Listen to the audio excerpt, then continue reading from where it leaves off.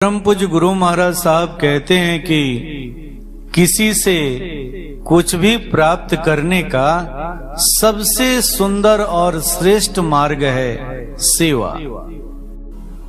एक सेवक की इच्छा को महान से महान गुरु भी नहीं टाल सकते। सेवा का संबंध दयालुता से है। जहां सेवा है वहीं पर दया भी है। लेकिन सेवा धर्म भी इतना आसान नहीं है। दूसरे का बन करके रहना, अपने जीवन मृत्यु का परवाह न करना, अपने मान सम्मान का परवाह न करना इतना आसान नहीं होता। कहने को तो सभी अपने आप को सेवक ही कहते हैं, पर जब कसौटी पर कसा जाता है तो बात कुछ उल्टी हो जाती है। परम पूज्य गुरु महाराज साहब ने सेवा के ऊपर बहुत सारी बातें कही हैं। परम पूज्य गुरुदेव कहते हैं कि सेवा 4 प्रकार की होती है। प्रथम सेवा है तन रूपी धन की सेवा। दूसरी सेवा है अर्थ धन की सेवा, रुपए पैसे की सेवा। तीसरी सेवा है मन की सेवा और चौथी सेवा है आत्मधन की सेवा। इस आत्मधन को ही परम धन भी कहते हैं। तन रूपी धन की सेवा से अर्थधन की सेवा कुछ कठिन मानी जाती है। फिर अर्थधन की सेवा से मन की सेवा और कठिन मानी जाती है। फिर मन की सेवा से आत्मधन की सेवा सबसे कठिन मानी गई है। कहा जाता है कि प्रथम 2 सेवा, तन की सेवा और अर्थधन की सेवा शिष्य करते हैं। तीसरी जो सेवा है मन की सेवा, वो गुरु और शिष्य दोनों ही करते हैं। और जो सबसे अंतिम सेवा है आत्मधन की सेवा, यह सेवा एकमात्र गुरु करते हैं अपने शिष्यों के लिए। परम पूज्य गुरुदेव अक्सर कहा करते थे, अगर एक शिष्य सेवक है तो गुरु भी एक सेवक ही है। इस तरह से दोनों ही सेवक हैं। गुरु की सेवा तो सबसे कठिन है, शिष्य तो अबोध है, इसलिए वह अपनी सेवा को 100% नहीं दे पाता है, नहीं समझ पाता है। वह नहीं समझ पाता है कि हमारे गुरु की खुशी किसमें है। पूरा का पूरा जीवन उसे इस बात को समझने में ही बीत जाता है। शिष्य की साधना जैसे जैसे विकसित होते जाती है, सेवा का हर रोज नया एक प्रारूप सामने आता है। रोज उसकी सेवा नई दिखती है। वहीं पर गुरु अपने शिष्य के स्तर को समझता है। वह उसके कमियों को जानता है, उसके दुर्गुणों को जानता है, फिर भी अपनी सेवा देता है, उसके लिए ठहरता है, उसका इंतजार करता है। यह सेवा सबसे कठिन सेवा है। यह जानते हुए भी कि सामने वाला छलिया है, यह धोखा भी दे सकता है, रास्ते के किसी भी मोड़ पर छोड़ करके भाग सकता है, फिर भी अपनी वो सेवा देता है, वह भी पूरी ईमानदारी के साथ। सेवा देने के क्रम में उसका अपना पराया कोई नहीं दिखता। हमें तो सेवा देने का जब मौका मिलता है तो हम प्रथम दिन से ही अपने बीबी, अपने बच्चे की बात सोचने लगते हैं। सेवा का कुछ रिटर्न चाहते हैं। पर गुरु की सेवा कितनी कठिन सेवा है। एक शिष्य अपनी सेवा में वही चीज अर्पण करता है जो उसके पास है। इधर गुरु भी वही चीज अर्पण करता है जो उसके पास है। एक शिष्य तन, धन और मन की सेवा देता है, वहीं पर गुरु परम धन की सेवा देता है। क्या दोनों के परस्पर लेन देन में कोई समानता है? तो उत्तर होगा कोई समानता नहीं है। इसीलिए तो गुरु महान है। वह अपने परम धन को कौड़ी के मोल ही देता है। अगर वह चाहे तो इसे बेमोल भी दे सकता है, लेकिन लेन देन का भी एक धर्म होता है। लेने वाले को कुछ देना भी पड़ता है और देने वाले को भी कुछ लेना पड़ता है, तभी जाकर के बात बनती है। आइए चलते हैं गुरु और शिष्य की एक गाथा की तरफ, जिसे कभी हमने बचपन में अपने स्कूली शिक्षा के दौरान पढ़ा था। एक बहुत बड़े ऋषि हुए, धौम्य ऋषि। ऋषि जहां रहते थे, उनके आश्रम पर बहुत सारे बच्चे विद्या अध्ययन के लिए आया करते थे। कुछ बच्चे उस आश्रम में भी रह करके विद्या अध्ययन किया करते थे। आश्रम का नियम था, जब आप आश्रम पर रहते हैं तो कुछ न कुछ आश्रम के सेवा कार्यों में हाथ बटाना होगा। इस तरह से आश्रम में रहने वाले बच्चे गुरुजी से विद्या अध्ययन लेने के बाद अन्य शेष समय में आश्रम के कार्यों में हाथ बटाया करते थे। यही वहां का अनुशासन था। अक्सर देखने को मिलता है कि गुरुओं की शिष्य मंडली तो बहुत बड़ी होती है, लेकिन उसमें से 2-4 ही शिष्य ऐसे होते हैं जिन पर गुरु की विशेष दृष्टि होती है। ये शिष्य वही होते हैं जिनके हृदय में अपने गुरु के प्रति विशेष आकर्षण होता है।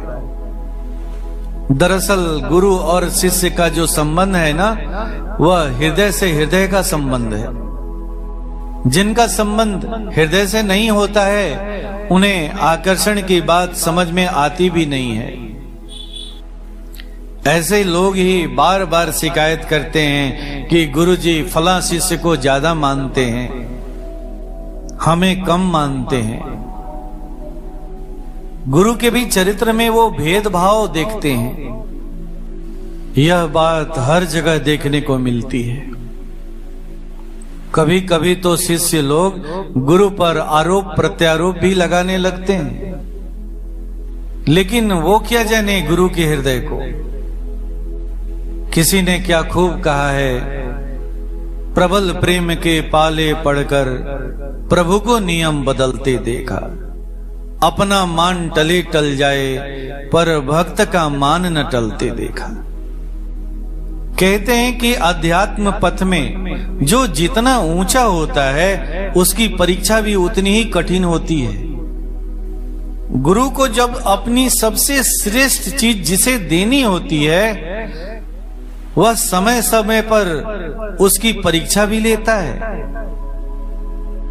वह देखना चाहता है कि मेरी चीजों को यह रख पाएगा या नहीं रख पाएगा। जो लोग गुरु की परीक्षा में पास हो जाते हैं, गुरु अपनी दौलत देकर के उसे निहाल कर देता है। धौम्य ऋषि के प्रमुख शिष्यों में से एक शिष्य था आरुणि। एक बार इंद्र के प्रकोप से मूसलाधार बारिश होने लगी। जल और थल का भेद मिटने लगा। ऐसा लग रहा था मानो प्रलय आने वाला हो। गुरु धौम्य अपने सारे शिष्यों को लेकर के बड़ा ही चिंतित थे। वर्षा रुकने की प्रतीक्षा कर रहे थे। इधर वर्षा रुकने का नाम ही नहीं ले रहा था। गुरु धौम्य ने अपने शिष्यों से कहा, लगता है भीषण वर्षा की वजह से हमारी सारी फसल नष्ट हो जाएगी। अगर फसल नष्ट हो जाएगी तो इस वर्ष आश्रम का काम कैसे चलेगा। गुरुजी द्वारा चिंता व्यक्त किए जाने पर भी किसी शिष्य ने कोई प्रतिक्रिया नहीं दी। सभी यही सोच रहे थे कि इस भीषण वर्षा में कोई क्या कर सकता है। तभी एक शिष्य की आवाज गूंजी, गुरुजी, क्या इस समस्या का कोई निदान है? ये आवाज आरुणि के थे। गुरु धौम्य ने पूरे विश्वास के साथ कहा, यदि समय रहते खेत के मेड़ की मरम्मत हो जाती तो फसल को नष्ट होने से बचाया जा सकता है, परंतु इस प्रलयकारी वर्षा में और ठंड की घनाघोर रात्रि में खेत पर जाने का साहस कौन करेगा? आरुणि ने कहा, गुरुजी, हम सब मिलकर के इस कार्य को करेंगे। आरुणि ने विश्वास के साथ तो कह दिया, लेकिन वहां खड़े किसी भी शिष्य के मुख से कोई शब्द नहीं निकला। गुरु धौम्य इस मौन का कारण समझ चुके थे। गुरु धौम्य ने कहा, वत्स, तुम अकेले इस कार्य को नहीं कर पाओगे। आरुणि ने कहा, गुरुजी, आप मुझे आज्ञा देकर तो देखिए, मैं एक बार अपना प्रयास करके देखना चाहता हूं। गुरुजी ने कहा, नहीं नहीं, मैं तुम्हें अकेले जाने की इजाजत नहीं दूंगा। आरुणि ने कहा, गुरुदेव, आप ही तो कहते हैं कि बिना प्रयास के हार नहीं मानना चाहिए। गुरु धौम्य आरुणि की बात सुनकर के मौन हो गए। इधर आरुणि गुरु जी के मौन को उनकी स्वीकृति समझ करके बरसात की उस भयावह रात्रि में वर्षा की परवाह किए बगैर आश्रम के खेतों की तरफ निकल पड़ा। आरुणि जब खेत के करीब पहुंचता है तो देखता है वर्षा का पानी बाढ़ का रूप ले चुका है। खेत के मेड़ से पानी टकराने लगा है। अब आरुणि अपनी पूरी शक्ति लगा करके मिट्टी इकट्ठा करने लगता है ताकि वो खेत के मेड़ को बचा सके। लेकिन पानी की धार ऐसी है कि बार बार मेड़ टूट जाया करता है। बार बार आरुणि मेड़ को बनाने का प्रयास करता, लेकिन उसका प्रयास उल्टा हो जाता।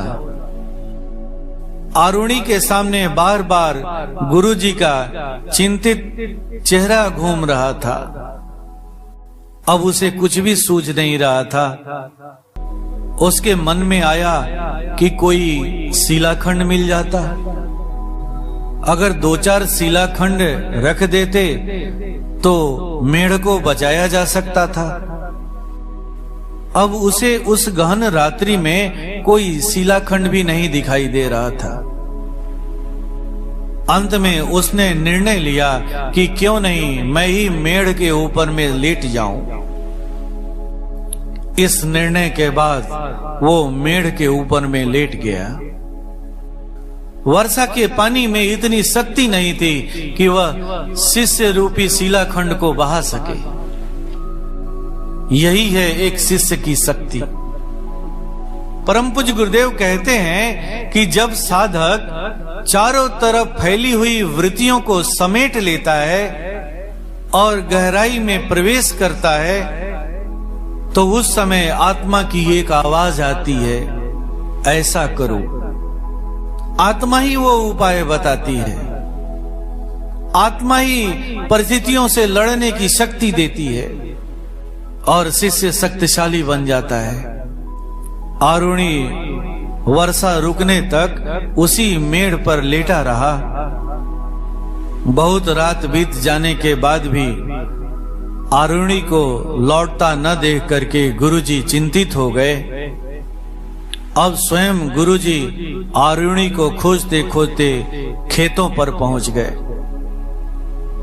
देखते हैं कि आरुणि पानी के बहाव को रोकने के लिए खेत के मेड़ पर लेटा हुआ है। आरुणि को देख करके गुरुजी भाव विभोर हो जाते हैं। आंखों में आंसू छलक जाते हैं। इधर आरुणि का शरीर ठंड की वजह से अकड़ चुका था। गुरुजी बड़े प्यार से उसके सर पर हाथ रखते हैं, उसे सहलाते हैं, फिर एक आशीर्वाद देते हैं। आज के बाद सारा ज्ञान तुम्हें बिना पढ़े ही प्राप्त हो जाएगा। सारी विभूतियां तेरे कदम चूमेंगी। ऐसा आशीर्वाद दे करके गुरुजी आरुणि को गले लगा लेते हैं। गले लगाते ही गुरुजी की सारी शक्तियां उसमें उतर जाती हैं। यही है सेवा।